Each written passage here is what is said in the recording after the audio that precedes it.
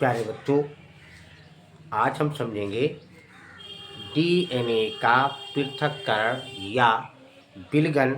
इस तरीके से भी पूछते हैं या इस तरीके से भी पूछते हैं कि जेल विद्युतीकरण संचलन तकनीक को समझाइए या जेल इलेक्ट्रोफोरेसिस से आप क्या समझते हैं। क्वेश्चन एक इतने तरह के होंगे लेकिन उसका आंसर जवाब एक ही होगा। तो ये पृथक्करण यानी डीएनए या विलगन क्या होता है इसके बारे में हम समझते हैं, आपको आसान तरीके से समझाएंगे। कोई घबराने की बात नहीं है। यहाँ एक प्रारूपी एगारोस इलेक्ट्रोफोरेसिस हमने यहाँ बनाया है। अब पहले हम देखते हैं डीएनए खंड का पृथक्करण एवं विलगन। पृथक्करण का अर्थ ही होता है जिसे पृथक कर देना, अलग कर देना, और विलगन का भी अर्थ यही होता है। तो इसमें जेल विद्युतीकरण संचालन या विलगन यानी इलेक्ट्रोफोरेसिस इस तरीके से प्रश्न पूछ सकते हैं।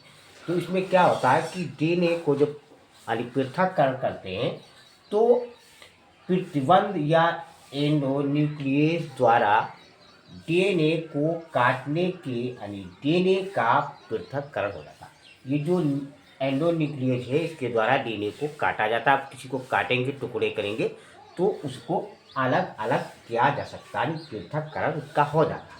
और इन खंडों को एक तकनीक के द्वारा अलग किया जाता है। एक तकनीक होती है, उस तकनीक का नाम आगे आपको बताएंगे।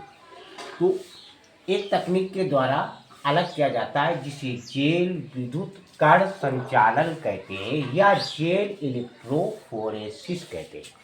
जेल इलेक्ट्रोफोरेसिस एक प्रयोगशाला तकनीक होती है जिसमें डीएनए या आरएनए या प्रोटीन के अणुओं को उनके आकार या विद्युत आवेशन के आधार पर अलग अलग किया जाता है, पृथक पृथक किया जाता है। उसी को बोलते हैं इलेक्ट्रोफोरेसिस।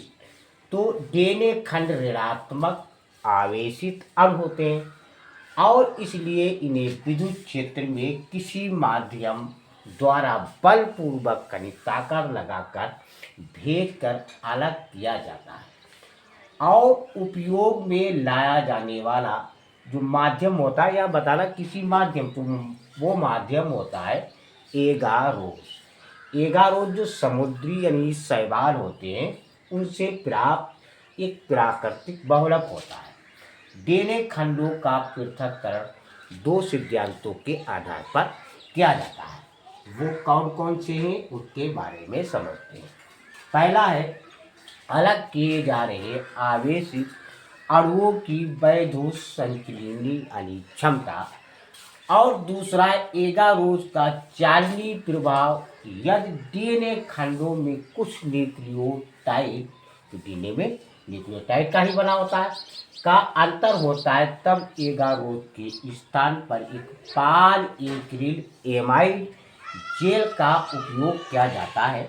अतः डीएनए खंड जितने छोटे छोटे आकार में होंगे वह अधिक दूर तक जाएंगे और पृथक्करण डीएनए को तभी देखा जा सकता है। कब देखा जा सकता है? जब इस डीएनए को इथिडियम नामक एक यौगिक होता है, इथिडियम ब्रोमाइड नामक एक यौगिक से अभिरंजित जिसे रंगना वगैरह होता है, जेल को पराबैंगनी विकिरणों से अनावृत करने पर डीएनए की चमकीली और नारंगी पट्टी दिखाई देती है और डीएनए की पृथक्कृत पट्टियों को एगारोस जेल के निष्कर्षित कर लेते हैं।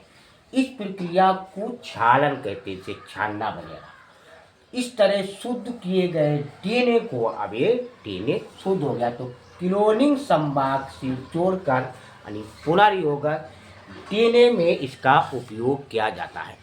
ये बहुत ही छोटा सा है बच्चों, आपको आसान तरीके से याद भी हो जाएगा। एक दो बार आप लोग वीडियो देख लेंगे। बच्चों लाइक, सब्सक्राइब, शेयर, कमेंट अवश्य कीजिए।